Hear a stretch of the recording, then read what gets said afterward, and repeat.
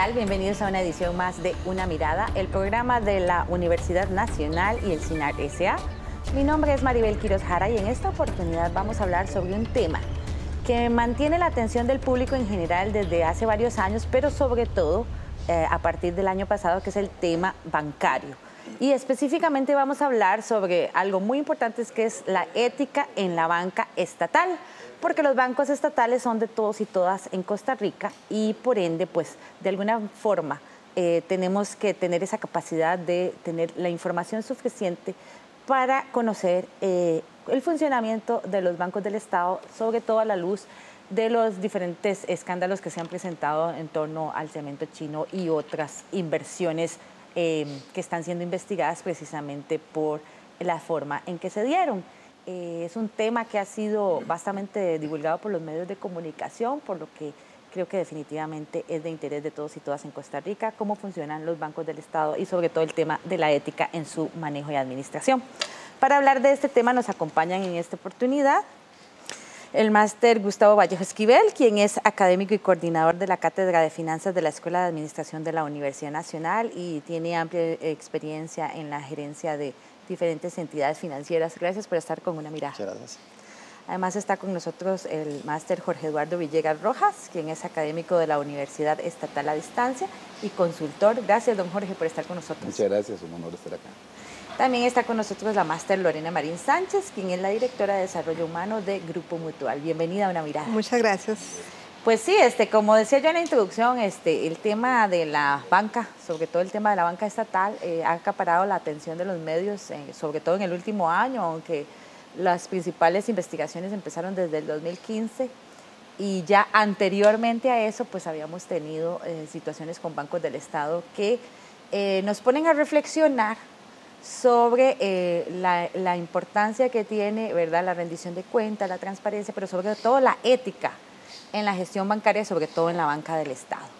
En el marco de todos los eventos de los que hemos sido testigos, ¿cuáles podrían ser sus valoraciones generales sobre la importancia de sentarnos a reflexionar sobre la situación actual de la banca pública y sus principales desafíos? Sí, definitivamente acá algo importante que establecería yo que tan permisivo ha sido desde el caso de las juntas directivas de estas instituciones en impulsar o crear políticas. Bueno, quiénes están representando también, qué intereses se están representando ahí, si están representando los intereses del propio banco, de la propia institución, o van otros intereses más allá, como pueden ser intereses políticos, que es algo preocupante. Bueno, ¿con qué camisa estamos jugando en estas instituciones? ¿Quién nos está representando?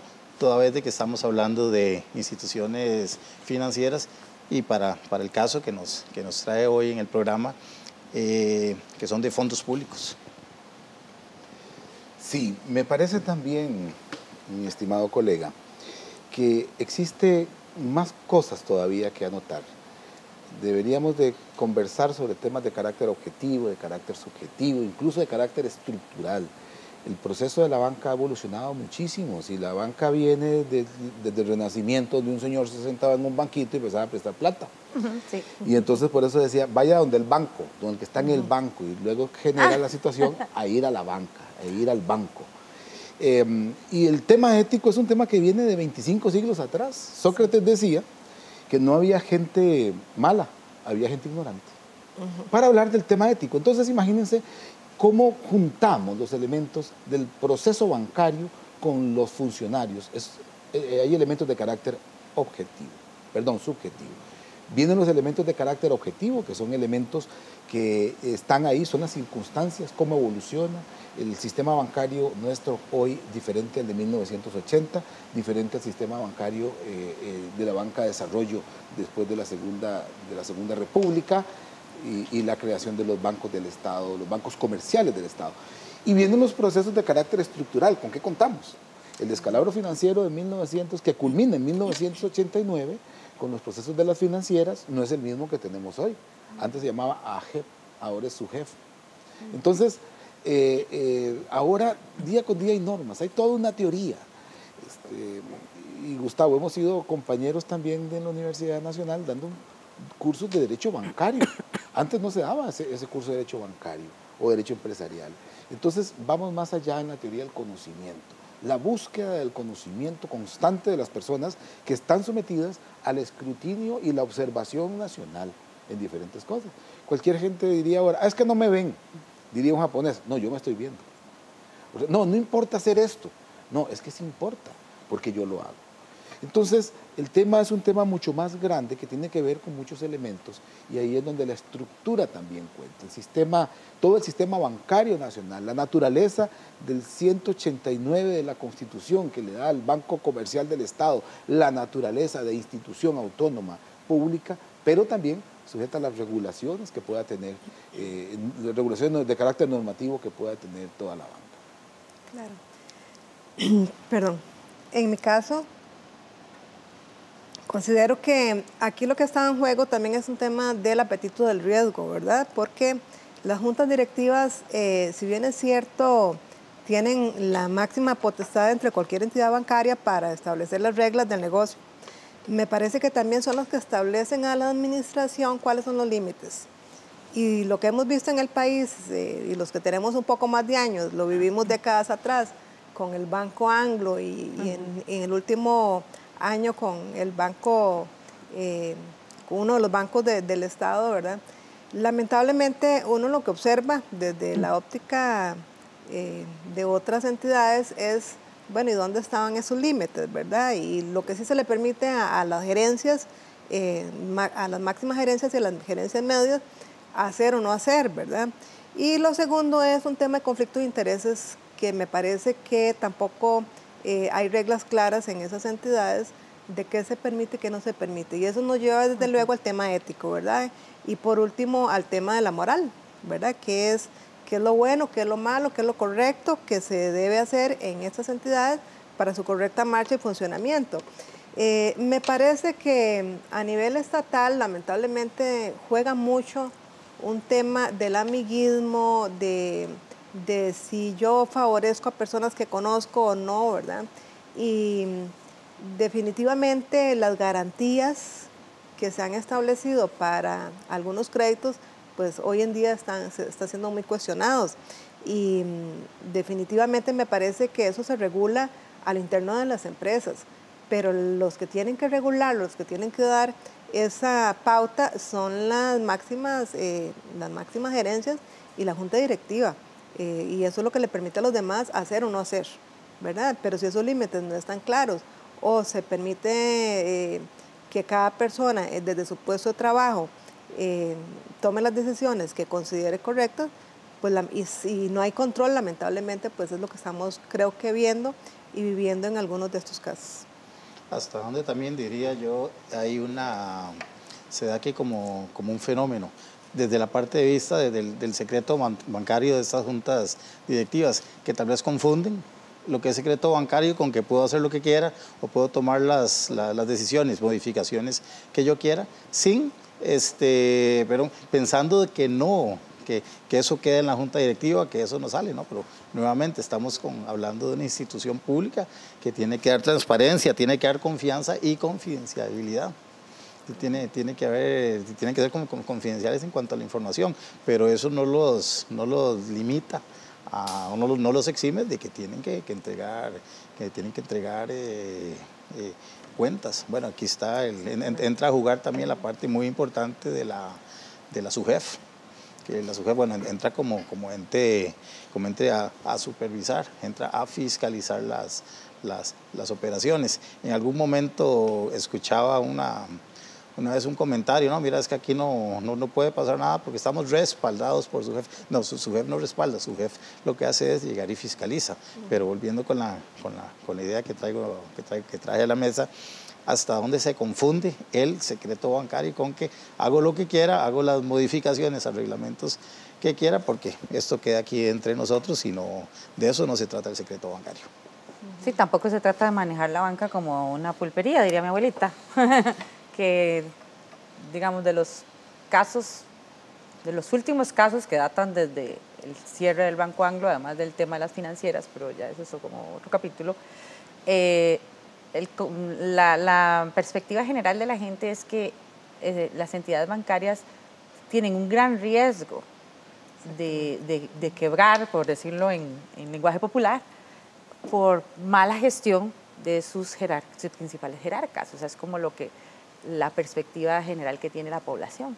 Sí, hay un tema, ahora que toca esto, doña Maribel, hay un tema de aceptación general. La sociología ha ido cambiando y en Costa Rica se manifiesta conforme a la creencia de la sociedad civil de que si tenemos patas, todo se nos da. Y Exacto. hablamos de patas, ¿verdad? Exacto. Amigos. El clientelismo en algunos casos y en otros casos el amiguismo. Y eso lo vemos en la televisión. Hay sujetos que dicen, no, yo es que en ese banco saco el crédito que quiera. Entonces la gente transmite lo que en algunos casos de algunos países se manifiesta acá a Costa Rica, pero el sistema nuestro es diferente. En primer lugar, nuestro sistema bancario, tenemos los bancos comerciales y los bancos comerciales del Estado. Los bancos comerciales privados que tienen una lógica diferente. Pero cuando tocan el ahorro, que ahí está la diferencia, entonces tienen que estar sujetos al control. Es decir, sujetos a la normativa costarricense y a la investigación de la Contraloría General de la República y al acatamiento obligatorio de todo el espacio normativo del sistema bancario. Y los bancos comerciales del Estado todavía van más allá, están regidos por la Ley General de la Administración Pública. Estamos hablando de una ley que se crea en 1978 y que es vigente, absolutamente vigente y actualizada hoy incluso. Pero imagínense que todo ese paso de las normas de la SUGEP de los 95, las 95, 96, 97, que crearon tanto derecho bancario, hasta hoy la gente ha seguido creyendo que si tengo un buen amigo, y popularmente, no, es que el gerente del banco es amigo mío. Sí, pero eso no debería ser vinculante. Porque aquí debe haber dos cosas, transparencia en los negocios, que es el tema central acá, en los negocios generales, y debe haber también una estandarización de todos los requisitos. Cuando no estandarizamos, entonces yo le digo, no, doña Lorena, usted tiene 10 requisitos, pero don Gustavo, usted tiene 20. Doña Maribel, usted no tiene 30. ¿Qué torta es cuando no estandarizamos la norma para decir quién puede ser o quién no puede ser? Parte de todas las cosas que la gente se siente inquieta en este momento, eso que ustedes mencionan y que vamos a discutir aquí en el programa, pero vamos a ir a una pausa, quédese con una mirada que ya volvemos.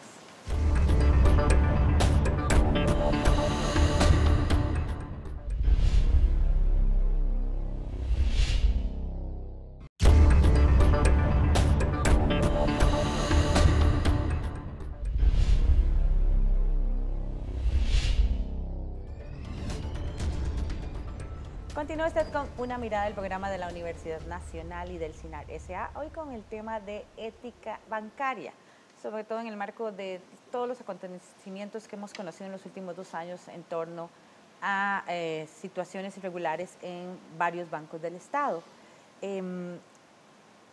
Cabe aclarar en este punto, tal vez don Jorge usted nos puede ayudar, esa diferencia que hay entre, ¿verdad?, lo que se entiende por banca comercial del Estado, la banca comercial privada y otras entidades financieras que pueden ofrecer servicios similares, pero que están regidas tanto por legislación similar, pero también distinta. Vamos a ver si en poco tiempo podemos así como un resumen. Establecer un resumen de un curso entero de derecho bancario. Pero bien, el tema es cómo presto yo, en primer lugar. Bueno, si yo tengo 1000 colones de un lado, ¿sí? Yo tengo 1000 colones y son míos, yo los puedo prestar. No tengo ningún problema con prestarlos, ¿verdad? El problema que yo tengo es cuando yo les digo, bueno, denme ustedes plata para tener ese fondo de 1000 colones para prestarlo. Porque entonces ya entro yo a la captación del ahorro, que eso es un tema de los costarricenses. Correcto. Entonces, si ya capto, ya tengo que estar regulado. Ya no puedo captar como quiera, porque sería desleal para todos los demás. Entonces, ahí empezamos con estandarizar normas. Y por eso el rector es el Banco Central, donde establece todo un lineamiento, donde establece características de cómo debe hacerse.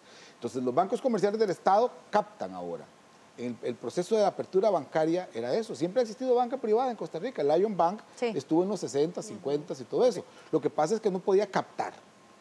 Ahora, el tema es si capto yo también y a qué plazo capto. Porque una cosa es decir, bueno, capto a 180 días o capto a la vista. Tiene un proceso diferente. Todas esas cosas se empezaron a regular y a desmitificar la banca a partir casi de los 80, un proceso acelerado. Los 80 generaron toda la apertura bancaria. Y entonces vinieron instituciones que vinieron a mejorar el sistema bancario, como son las mutuales, como son ahora las financieras, que tienen otro tipo de regulaciones también, y otras entidades, los bancos de segundo piso y todas estas cosas. Pero han generado parte de todo lo que es el sistema bancario nacional. Entonces, el Banco Comercial del Estado, que nace por la condición de poder generar créditos a la totalidad de la población, lo que se hizo fue un banco enteramente comercial, perteneciente al Estado. Entonces, se había desnaturalizado la fundación de los determinados bancos en el país, hasta que en los últimos años vienen con banca de desarrollo y vienen a establecer y a llenar espacios que no llenaban hace 20 o 30 años. El tema de las mutuales, que doña Lorena tiene muchísimo más conocimiento que yo en eso, el tema de las mutuales ha sido muy interesante porque las mutuales las asociamos con vivienda y llegaron a satisfacer las necesidades de vivienda en este país, y la gente apenas habla de vivienda, lo primero que piensa es mutual, que esa es una situación interesante. ¿Por qué? Porque hay gente que me ha dicho a mí en la calle, gracias a Dios tengo una casita y gracias a la mutual. Entonces son instituciones que llegan a formar parte de un sistema bancario que genera la posibilidad de que la gente accese a créditos para tener bienes y servicios de consumo, o para el desarrollo, o para la productividad, o para mejorar su oficinita, que le permita desarrollarse profesionalmente o empresarialmente. Entonces, ese sistema bancario es necesario verlo y unificarlo en una sola normativa. Sí, una institución, nada más para agregar, una institución, el caso del ejemplo de las mutuales, este caso mutual, el grupo mutual, que viene a consolidarse y también viene a posicionarse dentro de la sociedad. Eso lo hablábamos ahora fuera de cámara, es un ejercicio bastante interesante el caso de la mutual. Sí, y no por ello nos sentimos menos responsables, al contrario, ¿verdad? Al estar al ser parte de las entidades financieras de este país, respaldados por ley y también con todo el respaldo estatal, nos obliga y nos da la gran responsabilidad también de responder, como ustedes decían hace un rato, hacia la sociedad y hacia nuestros inversionistas, igual o todavía con mayor responsabilidad que otros, ¿verdad? Hay que entender, yo soy de criterio que en las entidades financieras y en cualquier empresa, los que administramos o gestionamos esas empresas, tenemos que entender que no es mi negocio. Y usted lo decía hace un ratito, primer punto importante. Maribel, exactamente. No se puede administrar como a mí se me antoje. Sí. Tenemos que tener ciertos parámetros, tenemos que entender que es una gran responsabilidad. Y lamentablemente, si hablamos del tema ético, hay personas que eso no lo tienen claro. Y hay personas que aceptan puestos o están en puestos quizás sin la idoneidad adecuada y quizás sin el conocimiento adecuado.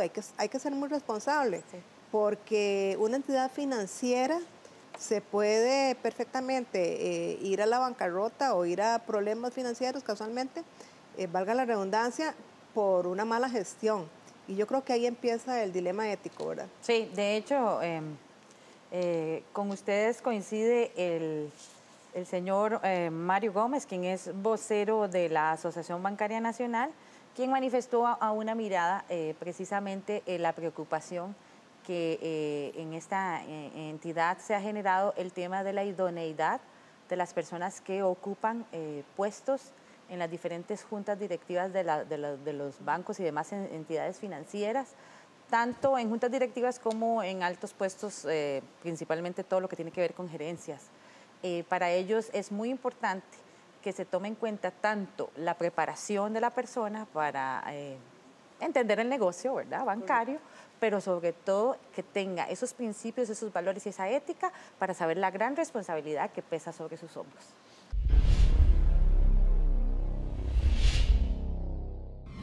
Me parece que los valores que deben de priorizarse en la ética bancaria son, primero, el entender el concepto ética como un concepto de honestidad. Y ese concepto de honestidad me parece a mí que tiene dos momentos temporales. El primer momento es cuando yo acepto el cargo y es el análisis que se debe hacer si yo estoy capacitado para o no para aceptar un cargo. O sea, si tengo la formación académica, si tengo la experiencia correspondiente para desempeñar un cargo tan importante en una materia tan sofisticada como es la materia financiera. La segunda parte que me parece a mí, el segundo momento temporal en el que se debe tomar en cuenta es ya en el desempeño de la actividad. Y en el desempeño de la actividad, o sea, cuando ya yo acepté el cargo, ahí hay me parece a mí, dos valores que son importantes que se deben resaltar. Uno es el evitar los conflictos de interés y el segundo es la transparencia. Hay un tema muy importante que yo lo relaciono con la dedicación. O sea, nada se gana si usted es una persona competente, si usted es una persona que está formada académicamente, que es una persona que es honesta en el sentido de que naturalmente evitaría los conflictos de interés y que sería transparente a la hora de actuar. Si no tiene el tiempo y si no le puede dedicar el tiempo suficiente a los asuntos que le han sido encomendados de la institución. Las instituciones financieras son instituciones muy complejas, de asuntos muy delicados, donde los directivos deben dedicarse a profundidad al análisis de cada uno de los temas. Y es que estos requisitos de idoneidad, ¿verdad?, pero también de principios, aplican para cualquier entidad financiera precisamente por el tema de que estás trabajando con los recursos de alguien más. Definitivamente, bueno, con el ejemplo que nos ponía don Jorge, si es mi dinero el que estoy prestando, bueno, yo veré si lo trabajé bien, si lo perdí, ¿a quién no doy cuentas? Bueno, a mí mismo, me fue mal en un negocio, me fue bien, pero cuando se están administrando dineros de otro, cuando hay esta que llamaban por su jefe la intervención abierta, cuando capto recursos de terceros, tengo que dar cuentas sobre esos dineros que estoy trabajando, que estoy administrando. No puede ser que se perdió dinero, tengo incobrables o presto un riesgo muy alto con garantías que son ridículas, llamémoslo así, son garantías ridículas, garantías que que al final no pueden ejecutarse, que no van a satisfacer un posible no pago por parte del cliente. Bueno, todo eso es parte de la responsabilidad. Y a nivel de juntas directivas, más allá de una dieta que se reciba, porque la dieta no, de hecho yo siempre he estado en contra del pago de dietas, porque una dieta, que me paguen una dieta o no me paguen una dieta, no quiere decir que yo tenga un mayor o un menor grado de responsabilidad, porque cuando estoy en un puesto, si acepto un puesto, es para llegar y trabajar y velar, como decía al principio, por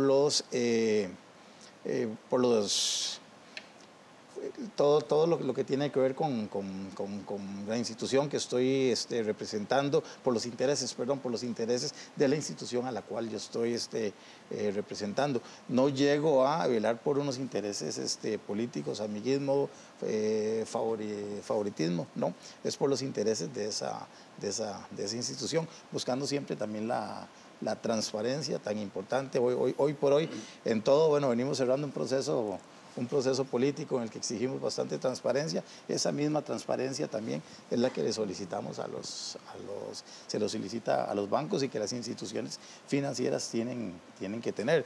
Porque es muy importante, bueno, aparte de la intermediación que hacen que se hace en banca, captar a una tasa para prestar a otra tasa, también es muy importante la parte de la confianza.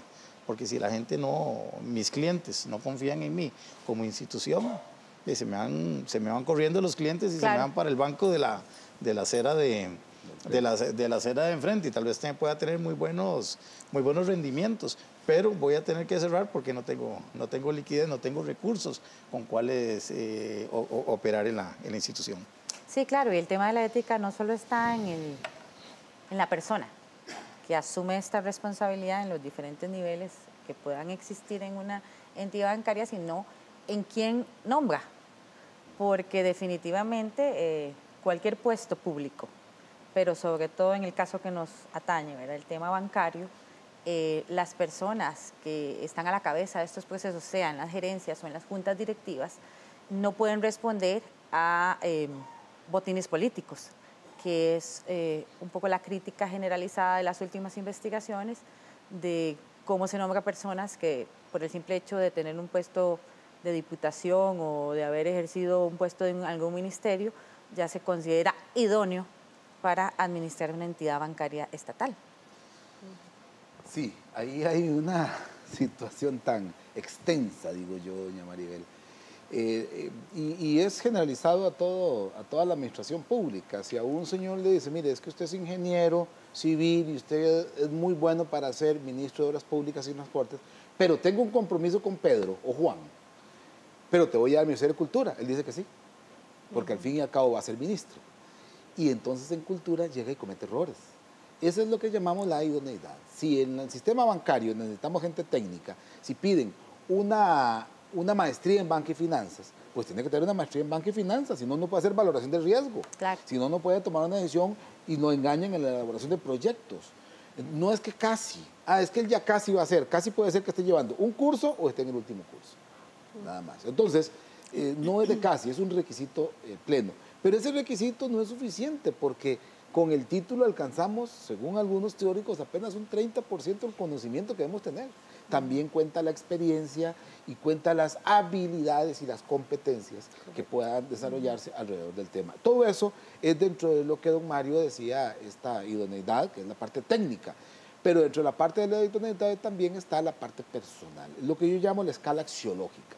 Es decir, ¿cuáles son los valores que yo tengo para tomar decisiones? ¿Cuáles son los valores que yo tengo para ejecutar, para gestionar, para restringir, en algunos casos, si estoy en un proceso de control administrativo financiero? ¿Y qué valores tengo por eso? Entonces, la estandarización de los factores puede ser un elemento, pero también yo tengo que poner de mi parte, y esa es la parte actitudinal. ¿Qué actitud tengo yo para enfrentar las cosas? En finanzas nos dicen que hay una ley general, a mayor rentabilidad, mayor riesgo. Y entonces la apetibilidad del riesgo que decía doña Lorena se genera como una lógica y debería tenerse cuidado con ser apetitosos con el riesgo, porque los valores tienen apetitividad.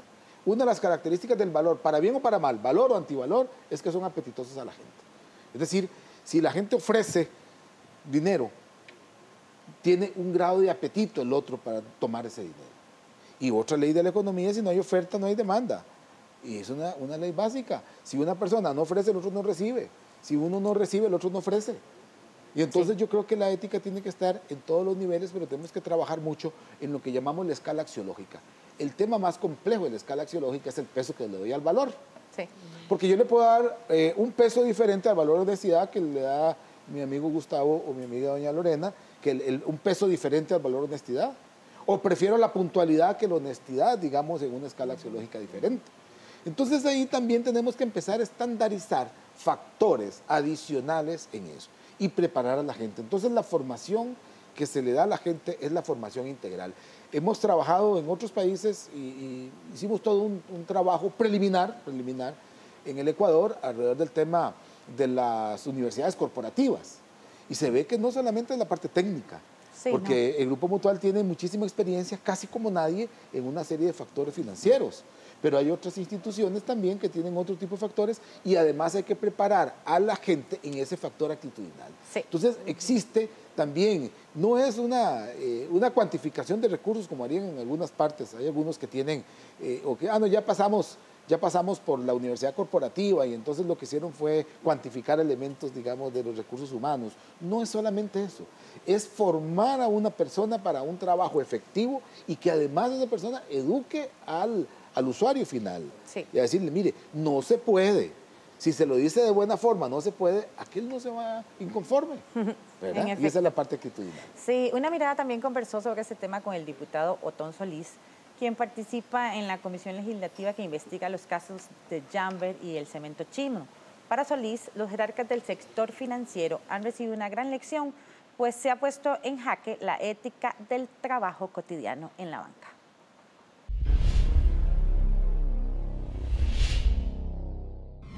El llamado de atención a las cúpulas bancarias de este país es que piensen un poquito en la responsabilidad que tienen con los recursos que manejan.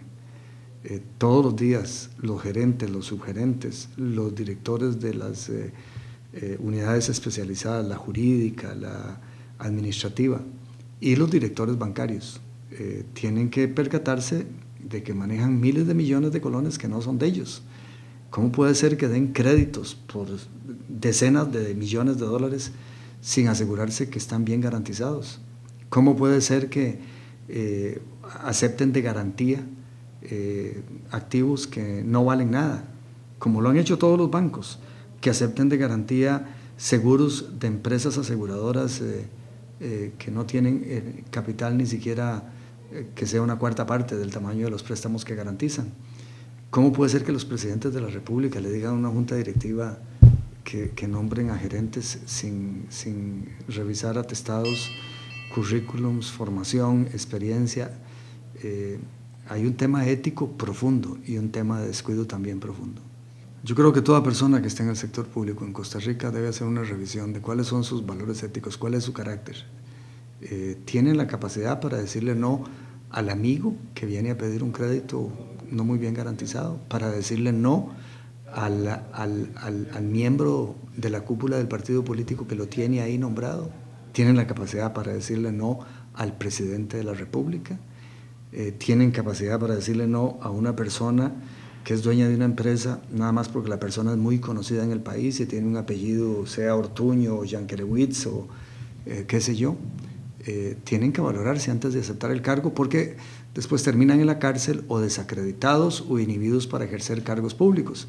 Hay gente honrada en el Banco de Costa Rica, pero que en la comisión recomendamos que por 4 años no asuman cargos públicos, porque no tuvieron el carácter de decirle al presidente Luis Guillermo Solís, no aceptamos su indicación para que nombremos a Barrenechea.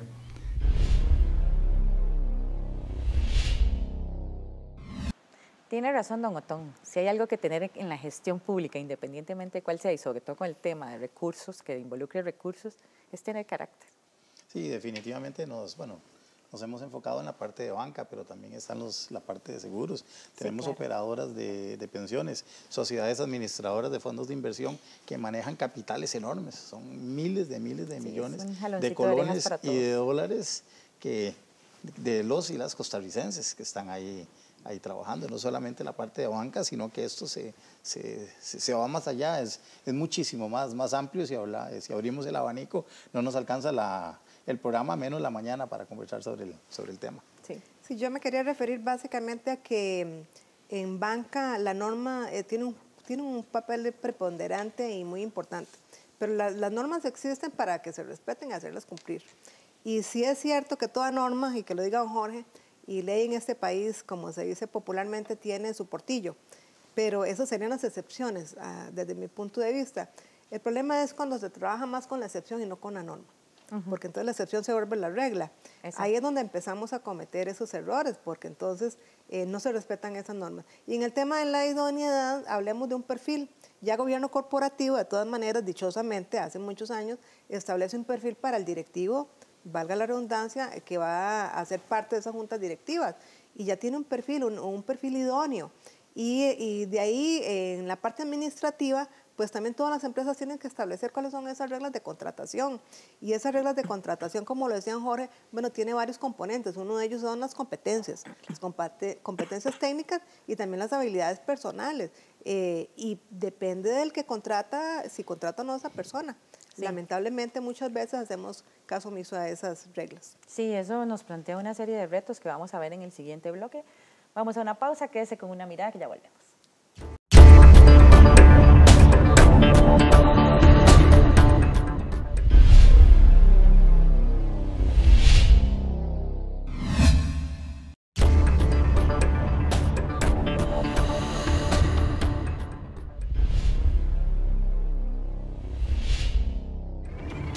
Regresa usted a Una Mirada, el programa de la Universidad Nacional y del SINAC S.A., hoy con el tema de la ética bancaria.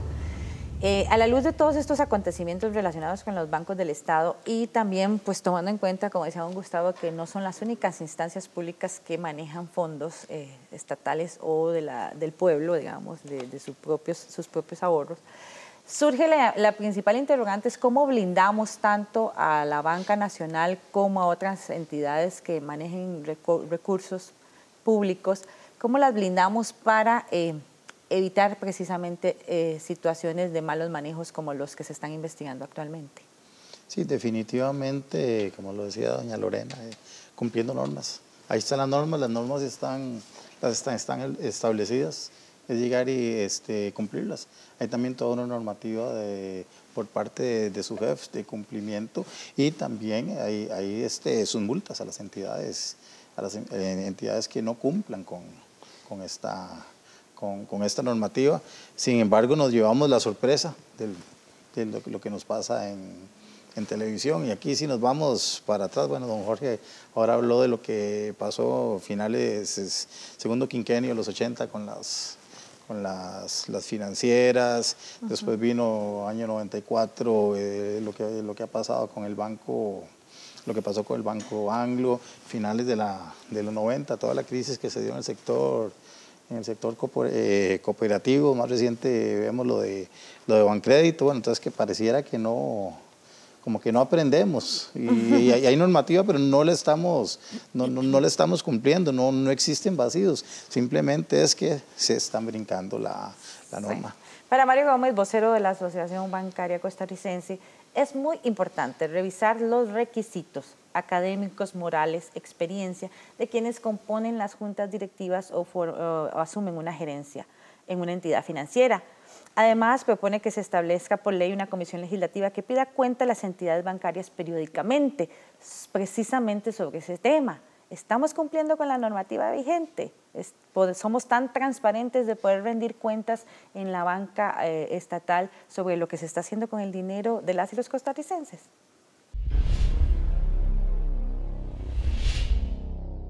A mí me parece que lo primero que hay que hacer a efectos de mejorar la calidad de la composición de las juntas directivas de las instituciones financieras en general y en particular de las instituciones públicas es que hay que establecer requisitos adecuados en relación con las personas que van a formar parte de eso. O sea, en el pasado y aún hoy, pueden, inclusive hay algunas personas que integran las juntas directivas de las instituciones financieras que no tienen, su preparación académica no tiene relación con la actividad financiera. Alguien diría, en función de algunas de las personas que están siendo cuestionadas en este momento, que eran gente de muchísima experiencia y también de preparación académica, y entonces el tema ya era un tema de carácter moral, es decir, las faltas eran de otro orden. Me parece a mí también que hay algo que de hecho se viene creando con los fenómenos que han pasado, que en otros países existe de manera institucionalizada. Por ejemplo, hay algunos países como los Estados Unidos que tienen una comisión permanente de banca. O sea, a mí me parece que la rendición de cuentas que de manera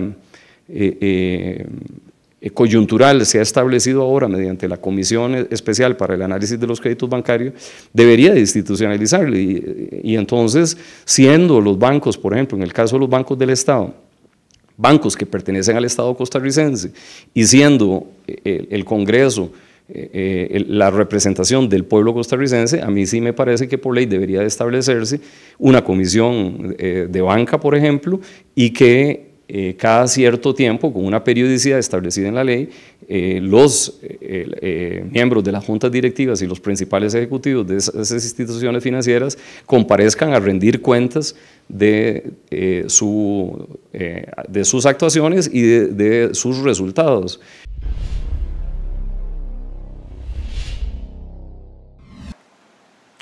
Si la normativa existe, ¿será necesario revisarla para determinar si persisten algunos huequitos ahí por donde la platita se pueda escabullir, como diría mi abuelita? Sí, yo soy del criterio de que sí, toda normativa no puede ser de por vida establecida, tiene que revisarse periódicamente. Lo ideal, a mi juicio, sería una vez al año como mínimo. y si no, cada vez que surja algún acontecimiento que amerite una revisión. Y yo diría que en toda esta ecuación, no solamente el perfil de los puestos de las gerencias, mandos medios y el resto de la población de cualquier entidad financiera, y además de lo que se establezca para junta directiva, también el tema de control interno juega un papel importantísimo. Claro. O sea, la regla existe, pero si no la controlamos adecuadamente, podrían estar pasando situaciones que están fuera de la norma, que quizás otros sí respetan, pero normalmente en todas las entidades siempre llega alguien que llegó prácticamente para romper esas reglas, ¿verdad? Entonces, me parece que el tema del control tiene que ser un control adecuado y un control inteligente. No es controlar por controlar, porque a veces ponemos mucha gente a controlar muchas cosas que tal vez no son importantes y estamos dejando de escapar otras importantes. Para mí es parte de esa ecuación de lo que tenemos que tener presente en cualquier entidad financiera. Sí, muchas gracias. La estructura de todo el sistema bancario, de todos los bancos y entidades que están en el sistema bancario, son estructuras técnicamente bien concebidas. Existen mecanismos de idoneidad y siempre, como diría mi amigo Gustavo, siguen pasando cosas. Algo anda mal. Exacto. Yo creo que el papel de las auditorías a veces es un papel casi de fiscalización de qué ha hecho mal la gente. Yo creo que debería existir en cada entidad bancaria una oficina o agencia de cumplimiento, que sea de cumplimiento de todas las normas, pero no solamente técnicas, sino también actitudinales y que sea acompañando al funcionario bancario para que se sienta además controlado. El tema del control administrativo no es tanto de controlar como que se sienta controlado. Si una persona se siente más controlada directamente, va a actuar aunque no está el jefe ahí, porque se siente controlado. Entonces yo creo que ahí necesitamos evolucionar un poco a crear algo que le vaya dando sustento a todo el esquema de control. Cuando fui gerente de la Junta de Protección Social teníamos una unidad de muchas personas que se llamaba Revisión y Control, precisamente para controlar los detalles y para darle el insumo a la gerencia de que pudiera controlar absolutamente todas las cosas. Entonces, yo creo que en el sistema bancario nacional no está de más tener no solamente financistas o no solamente personas en la administración de empresas, sino también que sean abogados especialistas en derecho bancario. Hay una unidad técnica para que pueda establecer espacios de control administrativos para que la toma de decisiones no sea una toma de decisiones tan amplia que se le deje a la persona para que pueda decir quién accesa a un crédito y quién está cumpliendo con el crédito. Y evidentemente la transparencia y rendición de cuentas va de la mano con esta unidad. Y por supuesto que la normativa tiene, el esquema normativo tiene dos condiciones específicas. Uno, que es el cumplimiento de las obligatorio de todas las normas, continuo y obligatorio de todas las normas, y otro, las responsabilidades. Hay delitos que son exclusivamente bancarios, delitos que se maximizan si es en banca, porque perfectamente, les voy a decir, yo si soy comisionista en una entidad privada, es hasta un oficio noble. Soy comisionista, contacto a dos personas, uno que compra, otro que vende. Pero si yo estoy en la administración pública y utilizo la comisión, se convierte en delito. Entonces yo creo que el alcance que tiene el funcionario no llega hasta hacerle entender que está enfrentando situaciones cotidianamente difíciles todo el tiempo y que tiene que tener un alcance normativo específico. Ahora, esto también aplica con un tema que ustedes han tratado a lo largo del programa, pero quisiera recapitular, que es el tema de las garantías y los requisitos.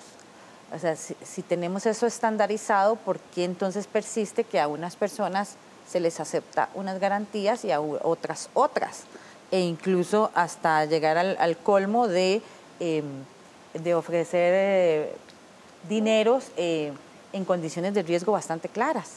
Sí, estos requisitos o ese tipo de garantía es totalmente inadmisible para lo que es la banca, es parte de las irregularidades. Si bien es cierto, hay un porcentaje que es muy bajo por parte o establecido por la SUGEF en cuanto a los incobrables, no quiere decir que si yo como banco, como institución, logro o estoy muy cercano a ese o por debajo de ese porcentaje es que estoy bien. No, es que lo normal es no tener, si hay un buen análisis, si hay una buena gestión, hay una buena garantía, no tengo por qué tener una morosidad, menos un un incobrable. Máxime cuando las garantías siempre se establecen, las garantías reales o garantías con confiadores se establecen siempre por encima del crédito que se está solicitando.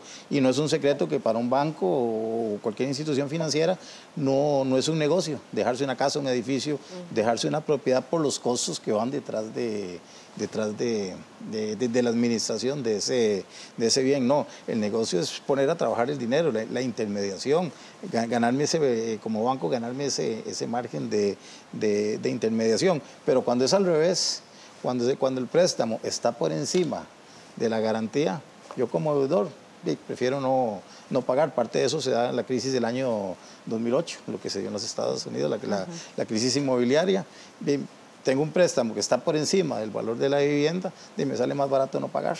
Prefiero no pagar, pensando bien, no pensando que fue que en el banco un amigo me hizo un favor, entonces me prestaron por encima, pero definitivamente nunca puede estar la garantía por debajo del monto que yo estoy, que se está solicitando. El momento que se haga eso ya estamos mal, e inclusive para efectos de los indicadores y los registros que lleva su jefe, eso ya empieza a encender alarmas. Viene su jefe, empieza a hacer reclasificaciones también en los expedientes que tiene de crédito y vienen las multas, vienen las sanciones también por parte de la subjefe a los diferentes entes, a los diferentes intermediarios financieros.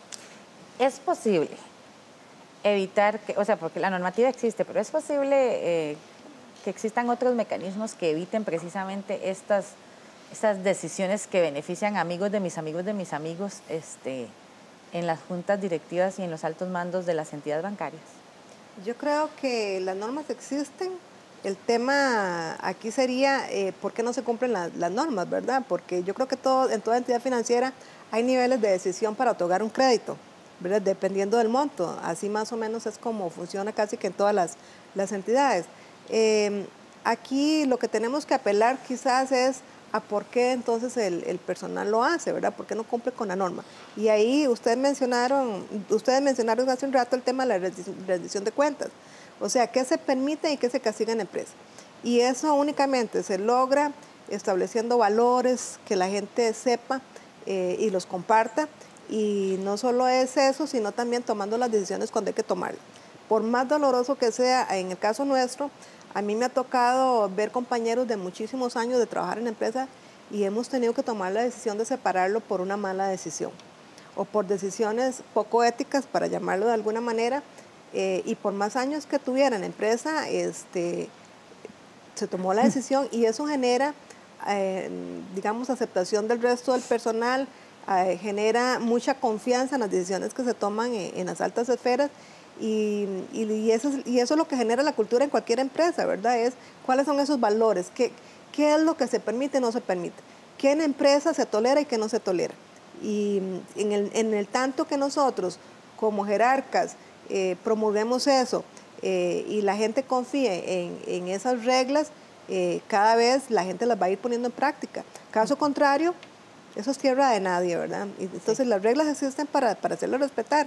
Se tiene que controlar que se respeten, pero también, don Jorge lo tocó hace un momento, hay que trabajar mucho en la conducta de los colaboradores.